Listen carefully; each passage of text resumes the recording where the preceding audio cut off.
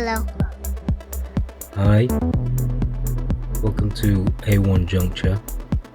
This is Anthony 1, and you're listening to my COVID-19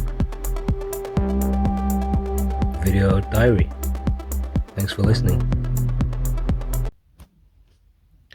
Hi, so I'm on day 9 of my isolation. So just a quick recap then. So 9 days ago I tested positive, so I lost my sense of smell. So I took the lateral flow test, and straight away I got a positive reading. So 2 lines on the lateral flow test. So I've been isolating for 9 days following the result of that positive result. After 4 or 5 days, my sense of smell came back, so that was good. Then on day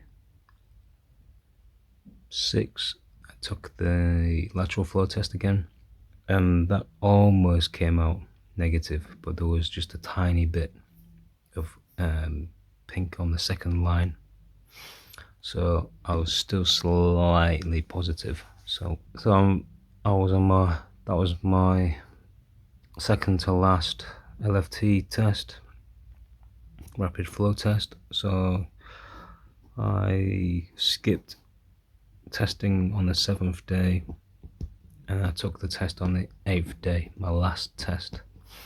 So on the last test it came out negative, near enough.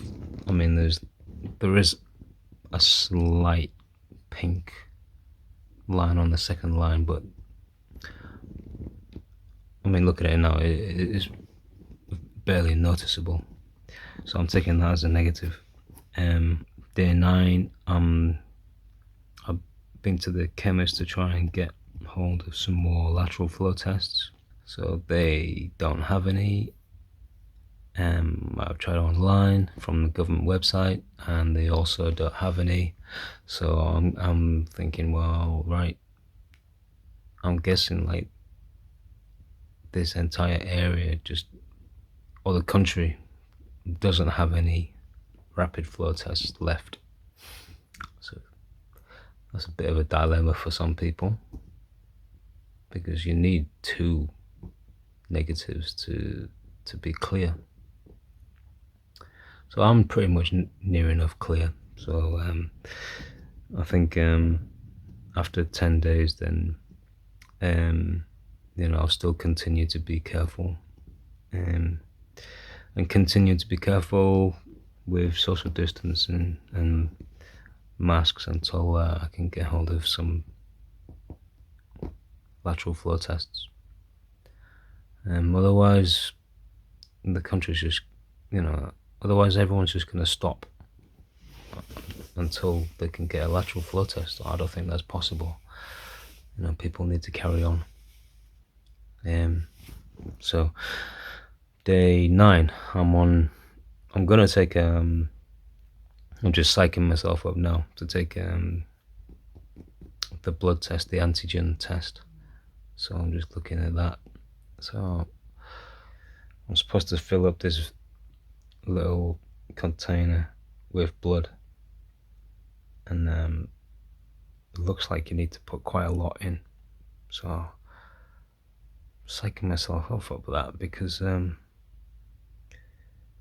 it's not natural to take that much blood out of you and do it by yourself on purpose. So here we go. So I'm just trying to get some circulation going, shaking my hand and warming up the poor finger that I'm gonna extract blood from. Okay, so now I'm supposed to impale myself.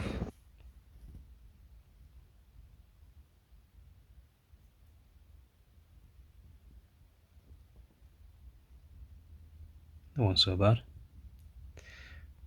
thought it was going to really hurt.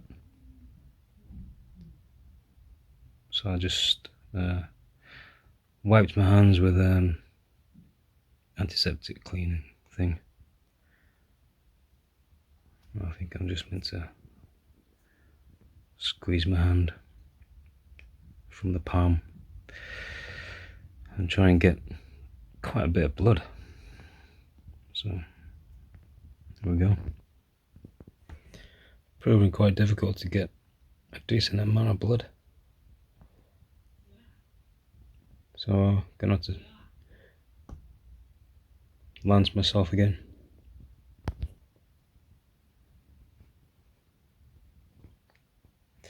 That's how much I've got up to now, using 2 lances.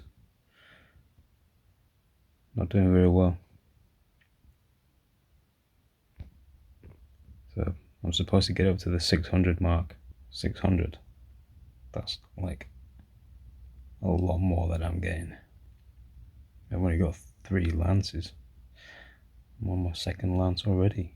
I'm struggling to get enough blood. So I'm going to use my last lancet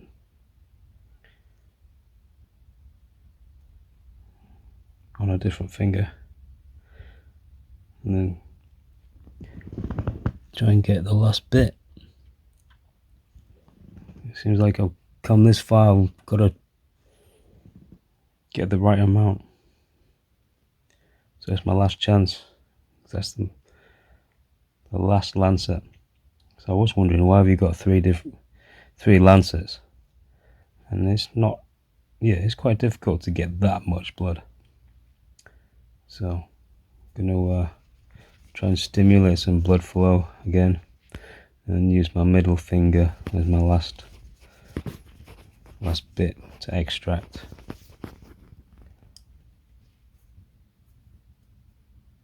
It's like I've got two holes in my finger there, but there's no more blood coming from this. So do a new one.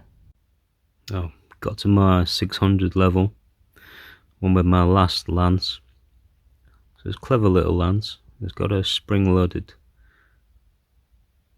tiny blade inside, and the only way I could do was, as it was my last chance, I pressed more firmly onto my finger, and then hopefully that would have got a deeper cut, and it worked. The blood was coming out a lot better. So there's a little tip. So if you don't want to do it too many times, just press firmly down on the lance onto your finger, and then press the purple spring-loaded trigger, and then you should get a deeper cut. And then within about, I don't know, I got maybe less than 10 good drops, and I got to that level quite quickly. So yeah, I was a bit of a wuss with the lance, with the first 2. So yeah, press more firmly onto your fingertip, and try and get a deeper cut. You don't even feel it as well, which is pretty cool. And the trigger sets off this spring-loaded pin, and so it happens really quickly. It just clicks, and then it's over with. Yeah, I suppose as it was my first time doing anything like that, I was quite nervous. I'm always cutting myself, but not on purpose. It barely leaves a mark on your finger. I mean, this was the deep cut on my middle finger, and I can't even see where it marked my finger. So, but you can see where the first 2 cuts are on my ring finger, and I can see the marks on there, but I didn't get much blood from it. So that's weird, isn't it? I mean, yeah, I got a deeper cut, and I got less of a mark. So anyway, that's my tip. Press more firmly on the trigger, on the purple trigger thing, and you'll get a lot more blood a lot quicker. You're supposed to turn this thing upside down about 10 times. I don't know if it's meant to mix with this. It looks like some sort of Vaseline or something, I don't know, but anyway, you're supposed to do that about 10 times, or minimum of 10 times. I'm guessing it needs to mix with this, but it's not mixing with it. And then once you've done that, label it up and put it in a priority box, your nearest priority box. So that's next.